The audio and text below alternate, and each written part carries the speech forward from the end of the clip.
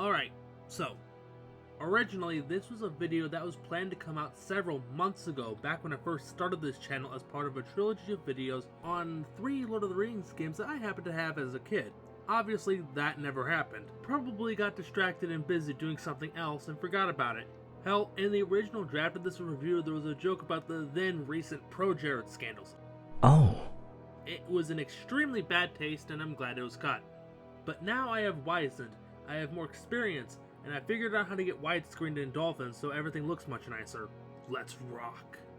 Lord of the Rings The Third Age is a turn-based RPG that was released back in 2004 and is a game that I've played a couple of times over the years. Surely, since I've beaten it numerous times, it must be a good game, right?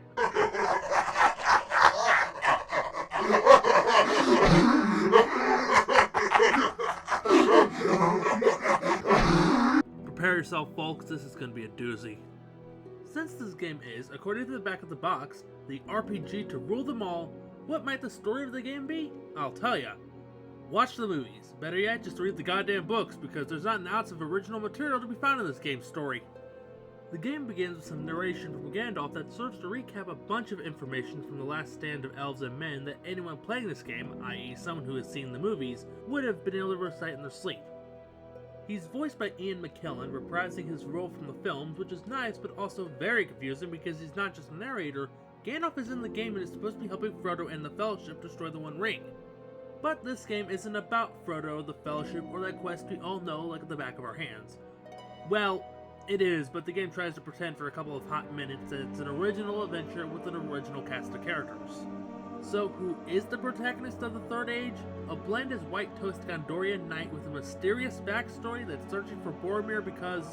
reasons? There is no given reason... yet. There actually is a reason, it's just incredibly stupid and dumb. But who cares about a drive to do things? You just get jumped by a gang of Nazgul and get saved by Idril, an obvious stand-in for Arwen, who drives them off with a water horse. Because, hey, that happened in the movie! And that's it. Even though you're on a dirt road that's nowhere close to a source of water. Much like Berethor, Idril is a cardboard cutout with zero personality or reason to do things. Her initial plot thread is to warn Galadriel about the orcs stalking Eregion, but that gets cleared up by the second half of the game. And her only purpose afterwards is to be a love interest for Berethor, because the shitty, vapid player insert needs an equally generic waifu. They run around for a little bit, fight orcs, and after enough aimless wandering and fighting, they run into not Aragorn, aka Elagast, in the Redhorn Pass, who is looking for his friend, a dwarf named Hadhon. Even in a cast filled with extremely generic characters, Elagast stands out by not standing out whatsoever. He has no reason to be here, and is just kind of following along for the ride. Hell, he doesn't speak a single line past Helm's Deep, but that's jumping ahead a little bit. Reaching the end of the pass leads to one of the elvish healing altars that you need to visit, as well as a small amount of exposition on why Elagast is there in the first place.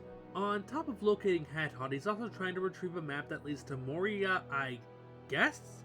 Here's the thing, the Third Age is one of the worst plot structures I have ever seen. Cutscenes only last a couple of minutes at most, and the amount of times they give any helpful or meaningful exposition is rarer than the amount of times I've had some good dick in the past year. All of the important plot information that you might need is given to you via these quote-unquote epic scenes that you unlock throughout the course of the game, and those are just, well, scenes of Gandalf narrating over random clips from the movies. And by important information, I mean entire character motivations and plot points. Stuff that should have been in the main game without being shoehorned into the optional shit that no one watches. Making matters worse, everything you do is both completely disjointed from the actual story and goings-on in Lord of the Rings, and shoehorned into the story at the same time.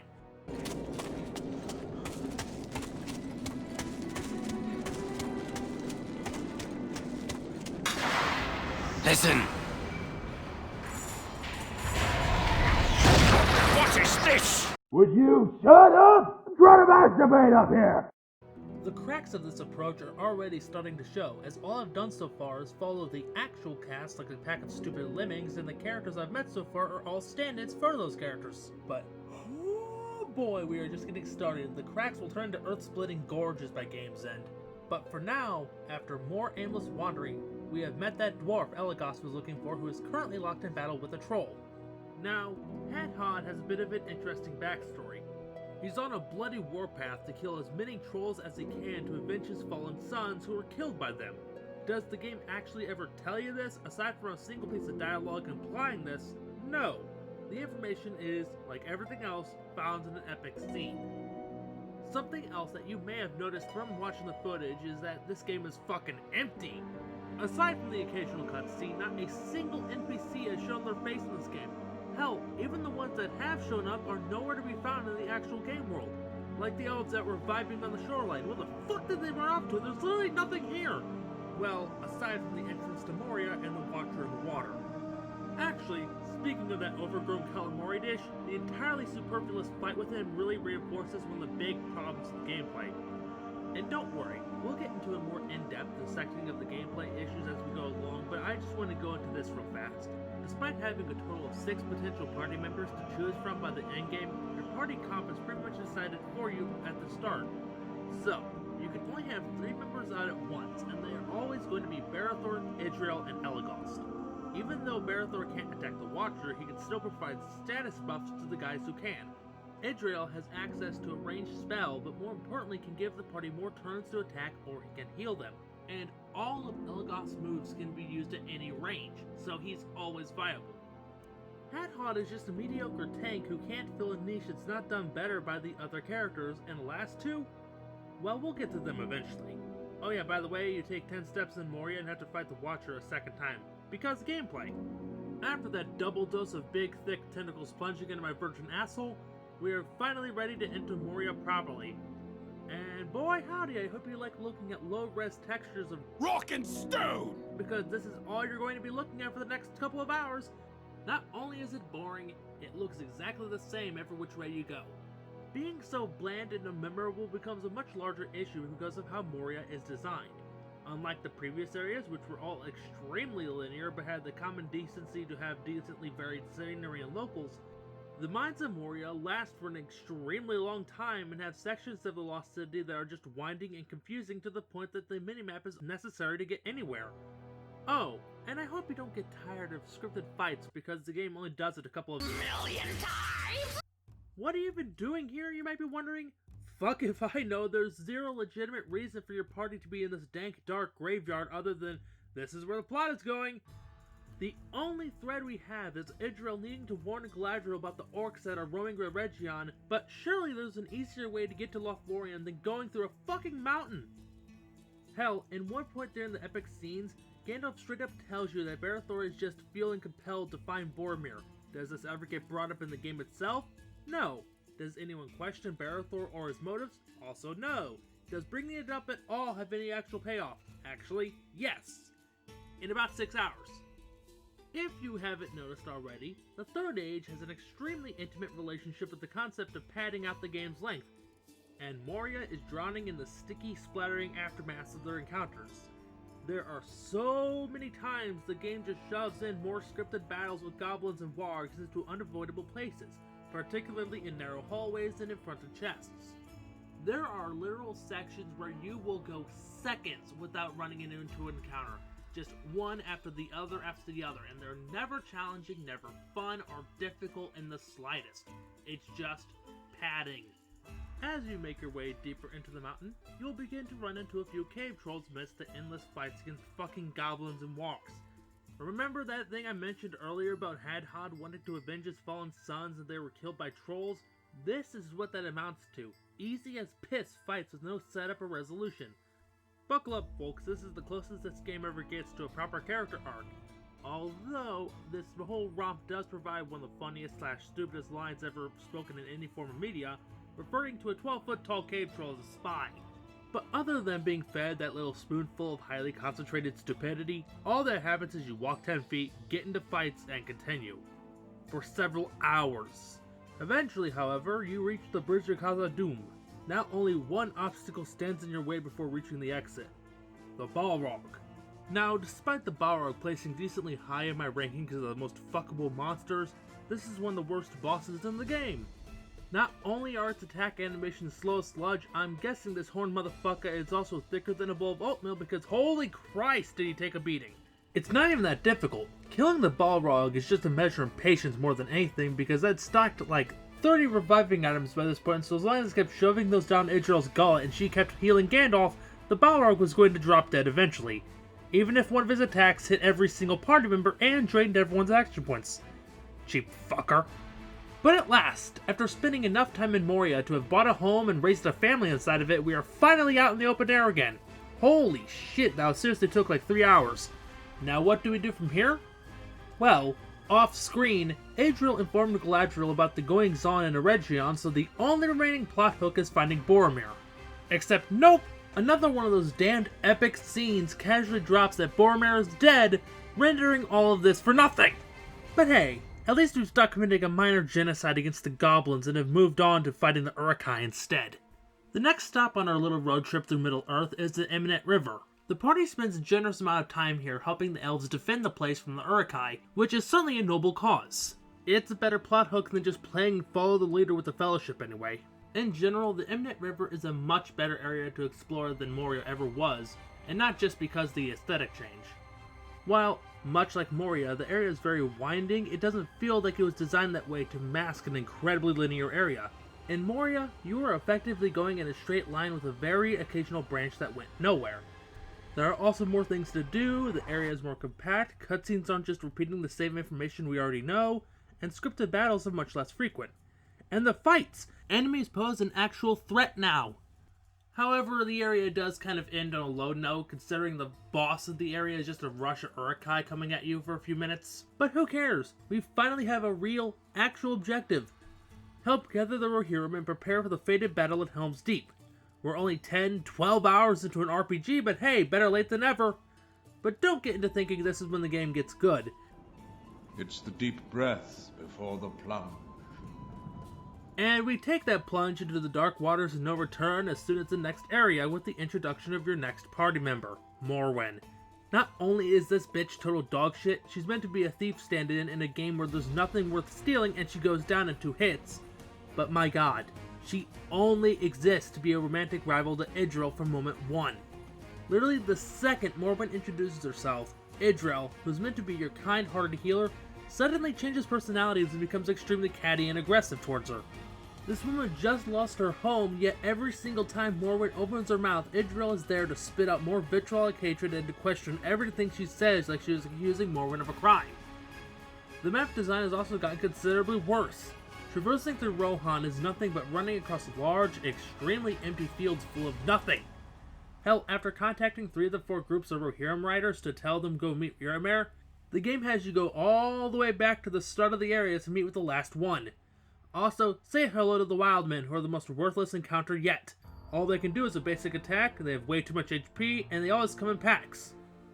Speaking of needless busy work and padding, whoever was responsible for encounter placement was on their Moria shit again, because as soon as you round up the horsemen, you need to cross a bridge filled to the brim with orcs and uruks.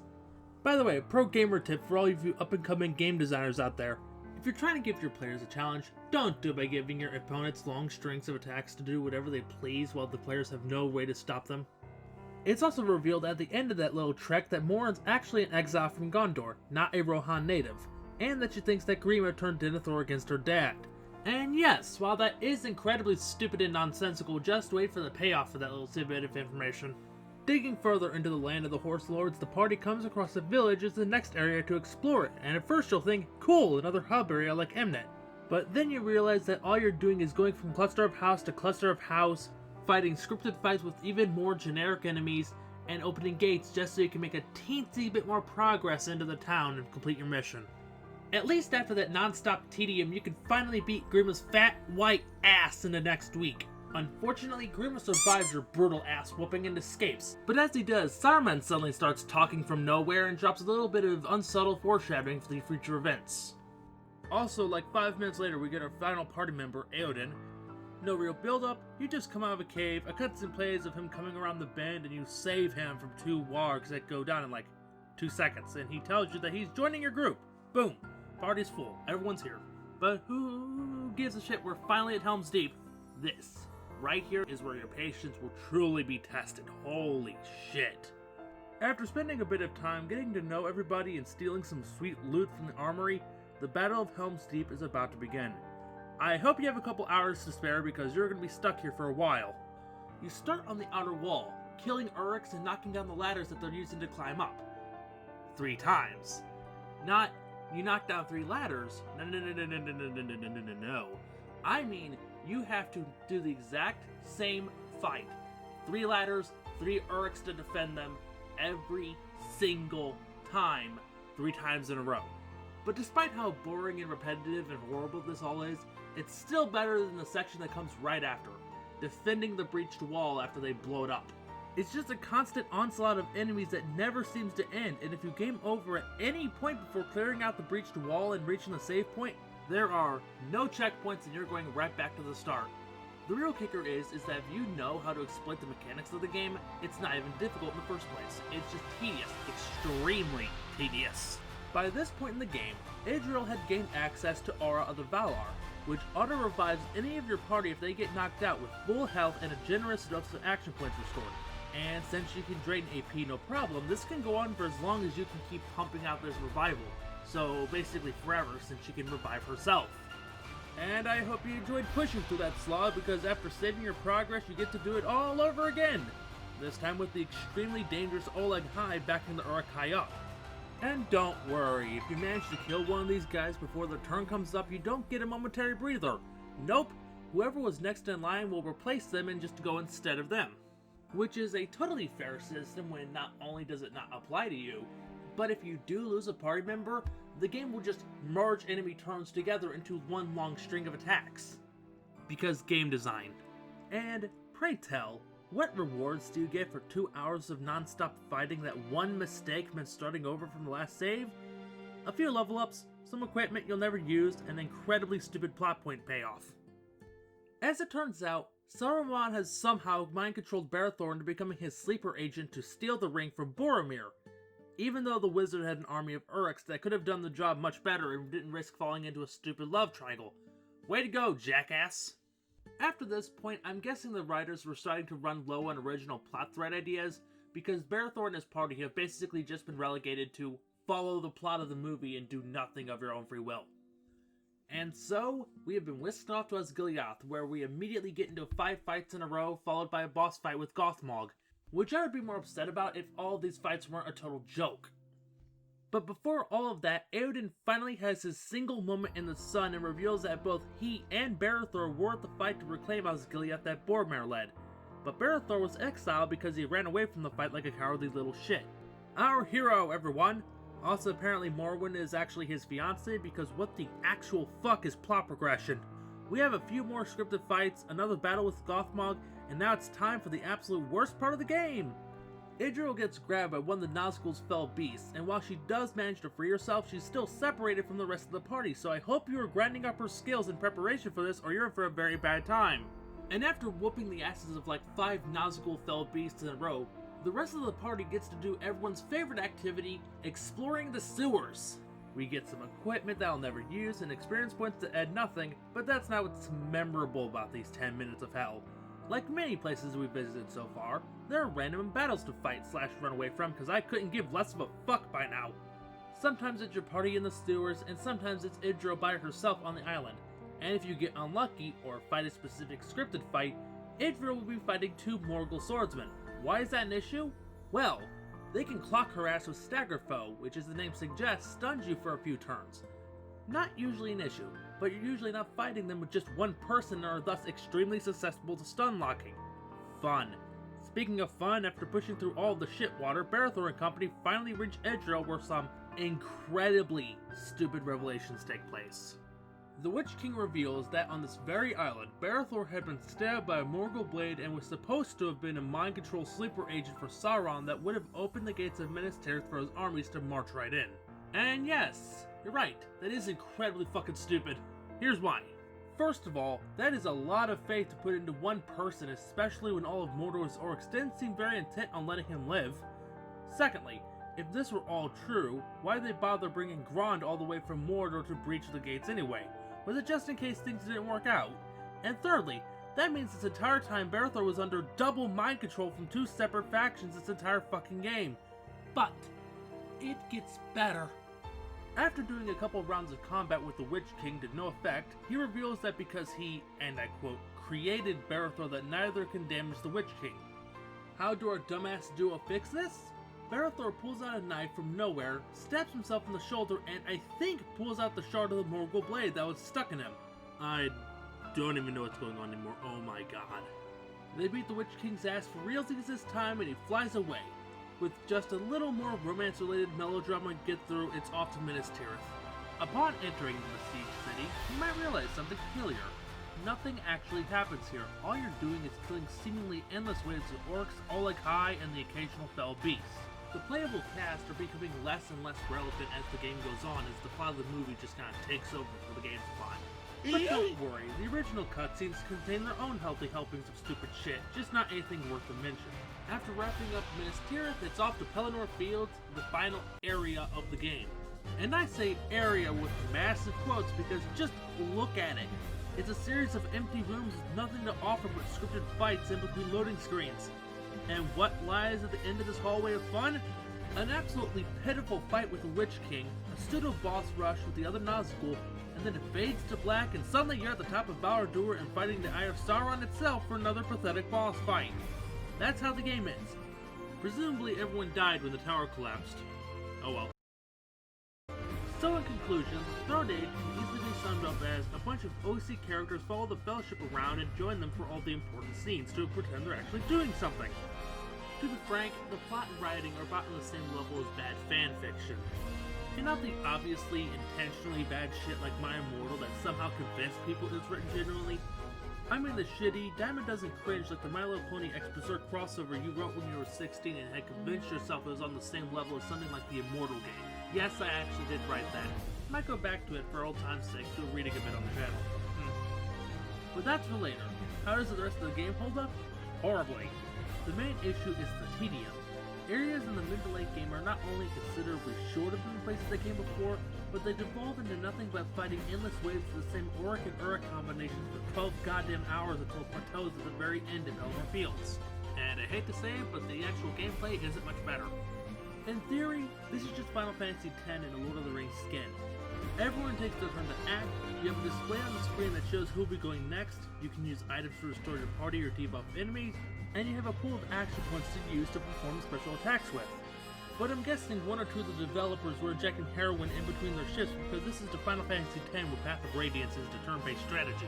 You can see what I mean, just take a good look at the footage. Take in how every attack animation, no matter how minor, is several seconds in length that can't be skipped or turned off. And when you have to watch these round after round of combat for hours on end, it feels like the game is sucking your very soul out. The real kicker, if you want all the cool skills, you have to spam these long ass animations because you gain a single point in a skill branch whenever you use a skill from that group. So, for example, Barathor using Scan Fast will give him 1 point in leadership, and it never gets any faster. No matter how big the requirement is, every single time you will be gaining 1 point per attack. But that's not even getting into the balance of the game. You collect a total of 6 different party members over the course of the game, each fitting into a different gimmick. Barathor is the Lightning Bruiser melee fighter and party buffer. Idriel is a healing-focused mage knight, Elagast is your ranged fighter, Hadhod is your tank, Morrowind is a glassy thief, and Eowyn is built around leeching and transferring action points and hit points between enemies and party members. Sounds cool, right? Well, like I said at the start, your party comp is pretty much pre-decided for you. Not only does Barathor have the best equipment in the game, his sword skills are some of the most damaging attacks you can get, including an attack that dishes out 5 individual sword swings in one go. But what really makes him shine are his leadership powers. Stand Fast, which makes the entire party immune to stunning attacks, is damn near vital in the late game, and Fellowship Grace is a full party action reserved for you to use and exploit. Elagast, while he doesn't have a secondary gimmick like Barathor's leadership, makes up for that by being a Swiss Army knife of versatility in combat. If there's a problem, he has an arrow that can counter it. He can paralyze and blind, he has one of the most powerful single attacks in the game. You're fucked. He can even do minor debuffs, but these pale in comparison to his 2 most dangerous and overpowered skills, Arrows of Sleep and Crippling Shot. Arrows of Sleep starts off kinda situational, but once you unlock Elagast's passive skills, not only does the sleep effect last permanently, but it hits every enemy instead of a single target. Even if they're immune to sleep effects, the enemies that get hit are still taking a nasty bite of damage to boot, so it's always useful. As for Crippling Shot, you use this when Arrows of Sleep won't do the trick. Instead of putting an enemy to sleep, it just delays their turn. indefinitely. Even major boss fights can't stop him, so he turns the all-powerful Witch King into this. As for the final member of your trio, I already dipped a bit into explaining why Idril is so overpowered, but I was just scratching the surface. If having an unlimited use safety net wasn't good enough, how about being able to fully restore the entire party's health, or letting either of your two companions immediately go next to fuck over the turn order? Idril's also a pretty effective melee fighter, so she's not just a heal bot. The other members of the cast aren't utterly abysmal, aside from Morwen as previously stated, but they just don't compare. It also doesn't help that Morwen and Eowyn arrive really late into the game, meaning if you want to use them at all, you're gonna have to train them from square one. Ugh. However, I don't want to give the idea that every skill the main trio get are useful, because the large majority of them really aren't. Stat debuffs only drop by one value and don't stack, the order in which you get skills seems totally random, and even if a skill is useful, it'll be tossed by the wayside by the time you learn something new. So the story, progress, and challenge are all a bust, but is the presentation at least passable? The answer is yes and no. The models, as a general rule, look pretty good for the time, and it's really neat that the characters actually do wear the armor and equip the weapons you use. Although it is infinitely hilarious that Berothar's arsenal goes from, oh yeah, this is my sword from Minas Tirith, to literally using a sword crafted by the Valar. The areas themselves, though at times a bit barren, are also pretty nice for the time. However, there are a couple of models that don't look too hot. Idril looks like the long-lost sister of the cave troll model from the Two Towers game, while Grima looks like he's ready to give a speech in an MRA meeting about how he got in trouble for jerking off to Eowyn's feet.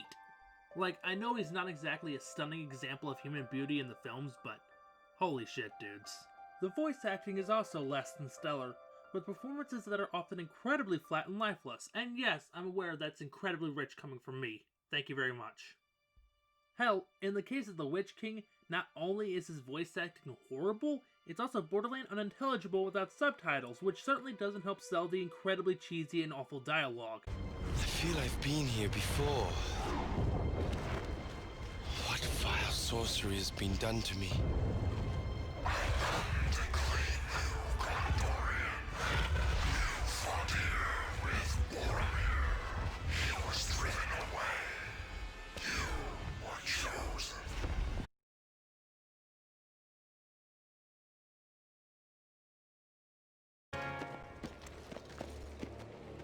Look for your friends, but do not trust to hope. It has forsaken these lands. But what absolutely kills this game for me is the music. This game doesn't have an original soundtrack, it just reuses tracks from the movies. Now, this isn't so much a problem in the other two Lord of the Rings games released at the same time that also did this, but those were fast-paced hack and slash games that lasted you somewhere between 4 and 8 hours at most. This is a maddeningly slow RPG that can last you double or even triple that length. They also weren't playing a loop of the same song over and over and over again to slowly drive you insane over the course of 40 hours. In conclusion, this is one of the worst experiences I ever forced myself to sit through, and I hope I never have to play through it ever again. See you all next time, hopefully sooner rather than later. Sorry this has taken such a long time to come out. Went through some mild burnout and creative block as well as work-related shenanigans / mental breakdowns. Also, shout out to Gurophilia for doing the artwork for the thumbnail of this video.